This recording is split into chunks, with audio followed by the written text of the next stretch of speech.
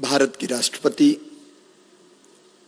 परम श्रद्धेय श्रीमती द्रौपदी मुर्मू जी, साहित्य जगत यहाँ विविधता के साथ उपस्थित है और मैं सचमुच में गदगद प्रसन्न और आनंदित हूं कि यह सौभाग्य मध्य प्रदेश की राजधानी भोपाल को मिला है। मैं आप सबका हृदय से स्वागत करता हूं। भारत अत्यंत प्राचीन और महान राष्ट्र है। हजारों साल पुराना तो ज्ञात इतिहास है हमारा। दुनिया के विकसित देशों में जब सभ्यता के सूर्य का उदय नहीं हुआ था, तब हमारे देश में वेदों की ऋचाएं रच दी गई थी। ये वो धरती है जिसने हजारों साल पहले कहा, एकम सद विप्रा बहुधा वदंती।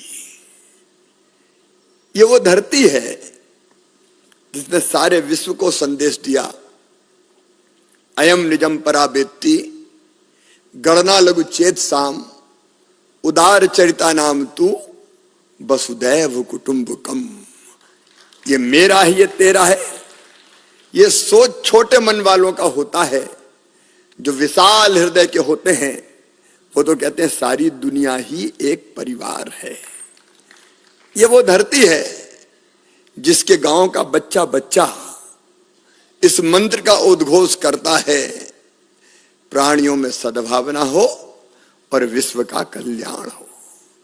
ये वो धरती है जिसके ऋषियों ने सर्वे भवन्तु सुखिनः, सर्वे सन्तु निरामया, सर्वे भद्राणि पश्यन्तु मां कश्चित् दुर्भाग भवेत् का मंत्र दिया। सब सुखी हो, सब निरोग हो, सबका मंगल हो, सबका कल्याण हो। लेकिन सब सुखी कैसे हो? केवल भोजन से सुखी नहीं हो सकते। रोटी, कपड़ा, मकान, केवल यही आवश्यकताएं नहीं है। मनुष्य को संपूर्ण रूप से सुखी करना है तो शरीर के सुख के साथ मन का सुख भी चाहिए, बुद्धि का सुख भी चाहिए, आत्मा का सुख भी चाहिए। और मन, बुद्धि और आत्मा का सुख अगर कोई देता है वो साहित्य, संगीत और कला ही देती है। और आज वो कलाकार और साहित्यकार इतनी बड़ी संख्या में यहां उपस्थित है। आज मैं प्रधानमंत्री श्रीमान नरेंद्र मोदी जी को हृदय से धन्यवाद देना चाहूंगा। एक तरफ वो वैभवशाली, गौरवशाली, संपन्न, समृद्ध और शक्तिशाली भारत का निर्माण कर रहे हैं, तो दूसरी तरफ हमारी कला, हमारी संस्कृति, हमारी परंपराएं, हमारा साहित्य, हमारे जीवन मूल्य, उसको कैसे निकाल के सामने ला रहे हैं। देखिए, एक अलग दौर है ये।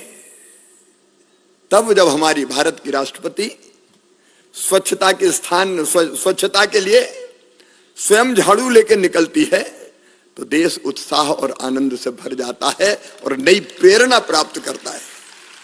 तब जब हमारे प्रधानमंत्री जी अयोध्या में भगवान श्री राम की जन्मभूमि पर, काशी में हो या महाकाल महाराज के दर्शन करने जाएं और साष्टांग दंडवत और प्रणाम करते हैं तो देश हमारे पुराने मूल्यों को फिर से याद करता है। एक अद्भुत और नया दौर है सचमुच में।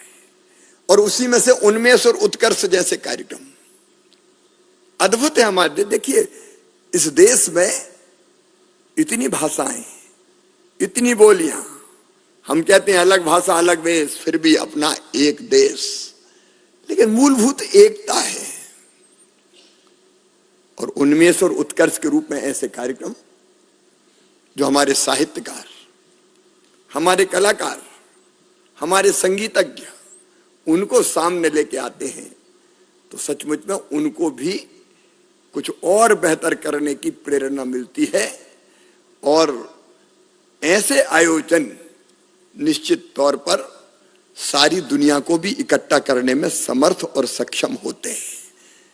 जहां तक मध्य प्रदेश का सवाल है, मध्य प्रदेश प्राचीन काल से कला और संस्कृति की संगम स्थली रही है। यह कला, संस्कृति और वैभवपूर्ण अतीत और समृद्धशाली वर्तमान है। यह साहित्यकारों की कर्म भूमि, और कलाकारों की प्रिय भूमि रही है। भीमबेटका, बाग, नचना कुठार, खजुराहो इसके सजीव और साक्षात प्रमाण हैं। और मध्य प्रदेश में मुझे कहते हुए प्रसन्नता है, कला और संस्कृति के राजाश्रय की प्राचीन परंपरा रही है। चाहे राजा भोज हो, चाहे माता देवी अहिल्या बाई हो, उन्होंने धर्म, संस्कृति, साहित्य और संगीत के संरक्षण में अपना पूरा जीवन लगाने का काम किया है। इस धरती पर पाणभट्ट, कालिदास, राजशेखर, पतंजलि, भर्तहरि, अनंगहर्ष, वत्सराज, केशवदास, पद्माकर और बिहारी जैसे रत्न हुए हैं। मैं सचमुच में इनके नाम लेके आनंद और गर्व का महसूस कर रहा हूं। लता मंगेशकर जी, किशोर कुमार जी, पंडित कुमार गंधर्व, उस्ताद अलाउद्दीन खां जैसे कलाकारों को इसी मध्य प्रदेश ने जन्म दिया। यह सौभाग्य भी मध्य प्रदेश को प्राप्त है। गोपाल शरण सिंह, दादा माखनलाल चतुर्वेदी, अभी आपने उल्लेख किया, मुझे तोड़ लेना बनमाली, उस पथ पर तू देना फेंक, मातृभूमि पर शीश चढ़ाने जिस पथ जाएं वीर अनेक। हरिशंकर परसाई, वृंदावन लाल वर्मा, नरेश मेहता, अमृतलाल बेगड़ और भवानी प्रसाद मिश्र जैसे साहित्यकार इस माटी से उपजे, इसलिए मैं इस माटी को प्रणाम सचमुच में करता हूं। अनेकों पत्रकार, वेद प्रताप वैद्य, कविनीश जैन, प्रभाल जोशी, सुशील दोषी और सचमुच में अटल बिहारी वाजपेयी जैसे कवि हृदय राजनेता को भी इसी प्रदेश उनकी कर्मस्थली ये रही है। मैं आज एक बार फिर इस आयोजन के लिए, मध्य प्रदेश को सौभाग्य मिला इस आयोजन का, मैं हृदय से धन्यवाद देता हूं। मैं आप सबका एक बार फिर स्वागत करता हूं और मुझे पूरा विश्वास है, आपने सही कहा कि साहित्य और कला और संगीत में वो ताकत है कि पूरी दुनिया को वो एक रख सके। और इसलिए मेरा विश्वास है कि भौतिकता की अग्नि में दग्ध विश्व मानवता को शाश्वत शांति के पथ का दिग्दर्शन ये कला, संगीत और साहित्य ही कराएगा। इसलिए एक बार मैं फिर आपका हृदय से अभिनंदन करता हूं। बहुत बहुत धन्यवाद, प्रणाम, नमस्कार। रेडियो के सीईओ वे भी ये प्रमाण पत्र की प्रति प्राप्त कर रहे हैं। उन्मेष और उत्कर्ष, इन दोनों उत्सवों के शुभारंभ में उपस्थित मध्य प्रदेश के राज्यपाल आदरणीय श्री मंगूभाई पटेल जी, मुख्यमंत्री श्री शिवराज सिंह चौहान जी, साहित्य अकादमी के अध्यक्ष श्री माधव कौशिक जी, संगीत नाटक अकादमी के अध्यक्ष डॉक्टर संध्या पुरेचा जी, संस्कृति मंत्रालय की अधिकारीगण, सभी साहित्यकार एवं कलाकार भाइयों और बहनों, friends of India and lovers of literature from other countries present here with us, गणमान्य अतिथियों, देवियों और स्वजनों, सभी को मेरा नमस्कार। साहित्य एवं कला की विभिन्न धाराओं के इस महासंगम में आप सबके साथ अवगाहन करते हुए मुझे आत्मिक प्रसन्नता हो रही है। मुझे विश्वास है कि आप सब आज़ादी का अमृत महोत्सव से जुड़े साहित्य तथा कला के इन उत्सवों में अपनी प्रतिभागिता से उत्साहित है। मैं आप सबको बहुत बहुत बधाई देती हूँ। राष्ट्रपति का पदभार ग्रहण करने के बाद अब तक मेरी सबसे अधिक यात्राएं मध्य प्रदेश में हुई है।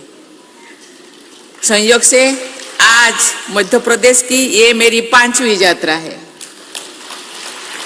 आप सबके आतिथ्य के लिए मैं मध्य प्रदेश के 8 करोड़ निवासियों को धन्यवाद देती हूँ।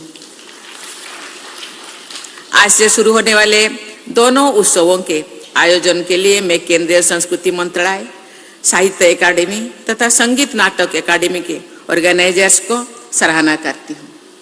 साथ ही सक्रिय सहयोग प्रदान करने के लिए मैं मध्य प्रदेश सरकार की प्रशंसा करती हूँ।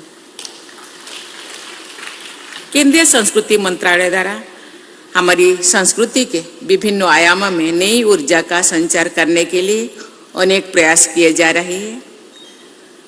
परसों यानी 5 अगस्त को दिल्ली में आयोजित किए जाने वाले एक और उत्सव फेस्टिवल ऑफ लाइब्रेरीज के उद्घाटन में भी मुझे जाने का मौका मिलेगा।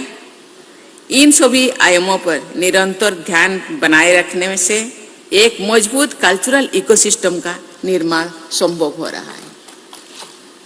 इस वर्ष G20 समूह की अध्यक्षता का दायित्व भारत को दिया गया है। इस दायित्व का भारत द्वारा one earth, one family, one future के आदर्श के अनुरूप निर्वहन किया जा रहा है। हमारी परंपरा में यत्र विश्वम भवति एक नीडम की भावना प्राचीन काल से आधुनिक युग तक निरंतर व्यक्त होती जा रही है। हिंदी के वरेण्य कवि जयशंकर प्रसाद जी ने इसी भावना को व्यक्त करते हुए कहा था, अरुण यह मधुमय देश हमारा, अरुण ये मधुमय देश हमारा, जहाँ पहुँच अनजान खिंची को मिलता एक सहारा, अरुण ये मधुमय देश हमारा। राष्ट्र प्रेम और विश्व बंधुत्व यानी पैट्रियटिज्म और यूनिवर्सल ब्रदरहुड, इन दोनों आदर्शों का संगम हमारे देश की चिंतन धाराओं में सदैव दिखाई देता रहता है। देवियों और स्वजनों, कविवर रविंद्रनाथ टैगोर ने, जिनके नाम से आज जो ये ऑडिटोरियम बनाया गया है, हम सब इकट्ठे हुए हैं, ये सुशोभित इन भवन में उनके द्वारा लिखित एक कविता का मैं उल्लेख करना चाहती हूँ। इस कविता में निबंध एक आख्यान के माध्यम से गुरुदेव ने ये प्रतिपादित किया है कि साहित्य ही सत्य का संभावक होता है। आदि कवि वाल्मीकि ने नारद मुनि ने हंसते हुए कहा था, नारद कहिला हासी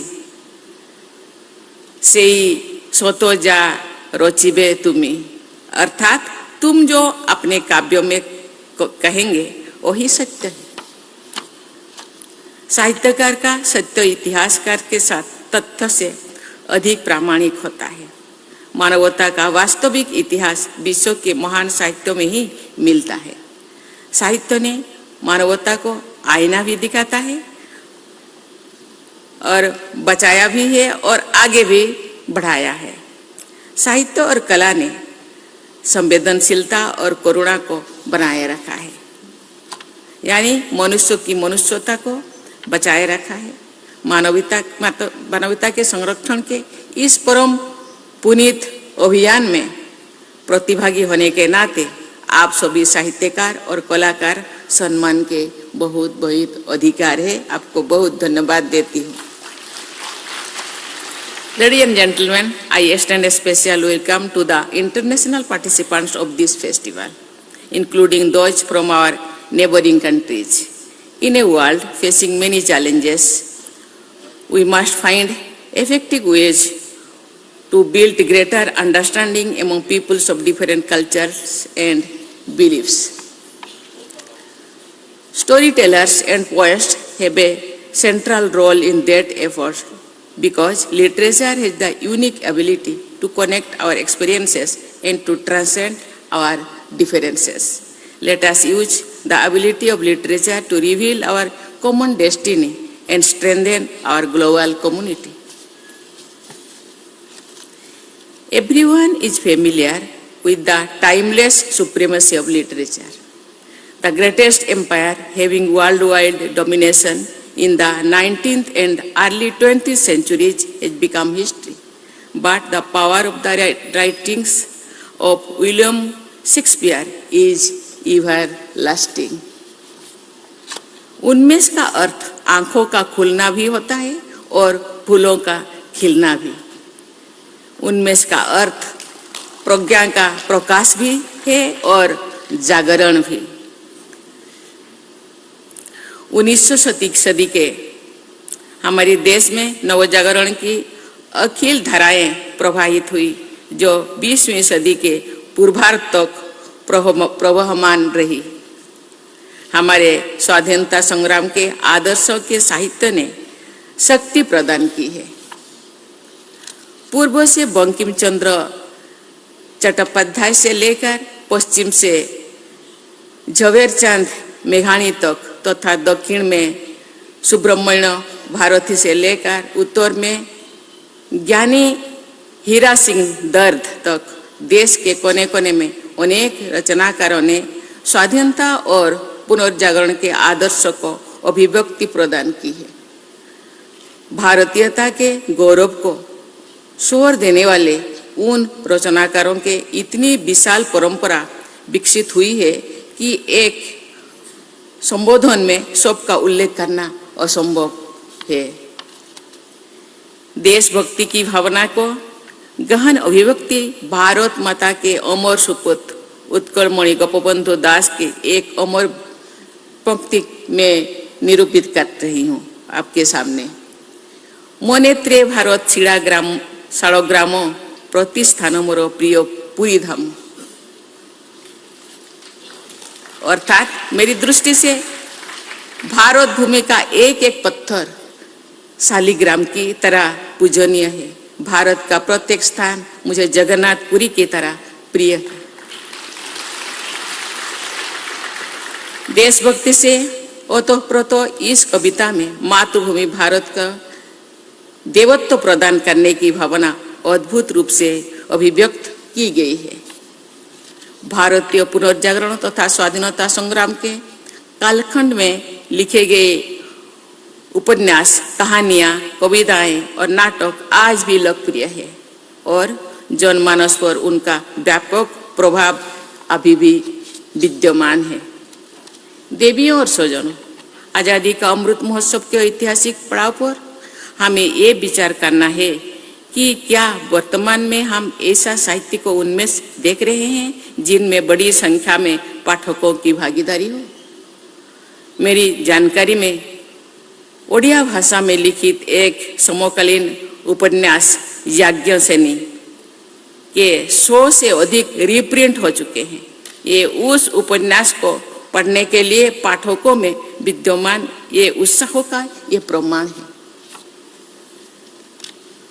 संप्रेषणीय होना साहित्य की प्रमुख कसौटी है। साहित्य लोगों को जोड़ता भी है और उन्हें आपस में जोड़ता भी है, जुड़ता भी है और जोड़ता भी है। मैं और मेरा से ऊपर उठकर जो साहित्य रचा जाता है, जो कला प्रस्तुत की जाती है, उन्हें रचनाओं और कलाकृतियों में सार्थकता होती है। मेरे घर, परिवार, गांव और स्थानीय परिवारों की भाषाएं संथाली तथा ओडिया है। आज 140 करोड़ देशवासियों का मेरा परिवार है और सभी भाषाएं और बोलियां मेरी है, मेरी अपना है। संथाली और ओडिया भाषाओं से मेरा अधिक परिचय रहा है। संथाली भाषा का अधिकांश साहित्य वाचिक परंपरा में पाया जाता है। संथाली भाषा के महाकवि डॉक्टर रामदास टुडू रसिका के साहित्य पहले बांग्ला लिपि में प्रकाशित हुआ। संथाली के महाकवि साधु रामचंद्र मुर्मू ने अद्भुत काव्य रचना की। रघुनाथ मुर्मू जी ने ओल चिकी लिपि के माध्यम से संथाली भाषा को सुदृढ़ लिखित आधार प्रदान किया है। उन्होंने बिदु चंद्रन तथा खेरवाड़ वीर नामक नाटक लिखे जिनका जनमानस में विशेष स्थान है। मैं चाहूंगी कि इन नाटकों का तथा संथाली भाषा की महत्वपूर्ण पुस्तकों का अन्य भाषाओं में भी अनुवाद हो। वस्तुतः तो भी भारतीय भाषाओं की प्रमुख पुस्तकों का अन्य भाषाओं में अनुवाद होने से भारतीय साहित्य और अधिक समृद्ध हो सकता है। संथाली भाषा को संविधान की 8वीं अनुसूची में स्थान दिलाने की मेरी विनम्र प्रयासों को कवि हृदय अटल बिहारी वाजपेयी जी ने आशीर्वाद दिया था। भारत रत्न से सम्मानित मध्य प्रदेश का सपूत अटल जी की को नमन करती हूँ, श्रद्धा सुमन अर्पित करती हूँ। देवियों और स्वजनों, संगीत नाटक एकेडमी एवं मध्य प्रदेश के संस्कृति विभाग द्वारा उत्कर्ष नामक उत्सवों के माध्यम से लोक एवं जनजातीय नृत्यों को आयोजन किया जा रहा है। इसके लिए मैं आयोजकों को सराहना करती हूँ। उत्कर्ष का अर्थ उन्नति, जो भारत का जनजातीय समाज समुन्नय हो जाएगा तो भारत एक विकसित राष्ट्र के रूप में प्रतिष्ठित हो जाएगा। आप निश्चित रूप से जानते होंगे, भारतवर्ष में अब तक 700 से ज्यादा कम्युनिटी के आदिवासी बसवास करते हैं, लेकिन उनका भाषा 700 से ज्यादा है। मुझे लगता है उसे डबल है, क्योंकि हर 50 किलोमीटर दूर से नया भाषा है। इसीलिए उसी भाषा को संजो के रखना हम सबका कर्तव्य है, लेखकों का कर्तव्य है, प्रत्येक मानवों का कर्तव्य है। क्योंकि अभी हम ऐसे युग में पदार्पण किए हैं, अमृत काल में पदार्पण किए हैं। आगे जाकर मुझे लगता है ये जनजातियों का भाषा, उनका संस्कृति, परंपरा उज्जीवित होके रहे, लोगों के सामने उसको और भी विकासित हो। इसके पूर्व उनको संरक्षण करना, संजो के रखना हम सबका दायित्व है। भारत की सबसे बड़ी जनजातीय आबादी मध्य प्रदेश में रहती है, इसलिए इस उत्सव का यहाँ आयोजन किया जाना तर्कसंगत भी है और भाव संगत भी है। इसी वर्ष मुझे अनेक जनजातीय कलाकारों को पद्मश्री से सम्मानित करने का अवसर मिला। हाल के वर्षों में कई राज्यों के लोग तथा जनजातीय कलाकारों को पद्म पुरस्कार से सम्मानित किया गया है। मध्य प्रदेश के पड़ोसी राज्य छत्तीसगढ़ के बहन तीजन बाई को वर्ष 2019 में पद्म विभूषण के उच्च सम्मान से अलंकृत किया गया है। तीजन बाई जी का सम्मान लोक एवं जनजातीय कलाओं का सम्मान तो है ही, देश की सभी बहनों का, विशेषकर जनजातीय बहनों का समादर भी है। हमारे जनजातीय भाई बहन भी समाज के अन्य सदस्यों की तरह जीवन का सामान्य आशाओं और आकांक्षाओं को पूरा करना चाहते हैं। हमारा सामूहिक प्रयास होना चाहिए कि अपनी संस्कृति, लोकाचार, रीति रिवाज और प्राकृतिक परिवेश को सुरक्षित रखते हुए हमारे जनजातीय समुदाय के भाई बहन और युवा आधुनिक विकास में भागीदारी बने। नव उन्मेष से युक्त प्रतिभाएं भारत को समग्र विकास के उत्कृष्ट तक ले जाए, इसी मंगल कामना के साथ मैं आप सबके आनंदमय भविष्य हेतु अनंत शुभेच्छा व्यक्त करती हूँ। धन्यवाद। जय हिंद, जय भारत।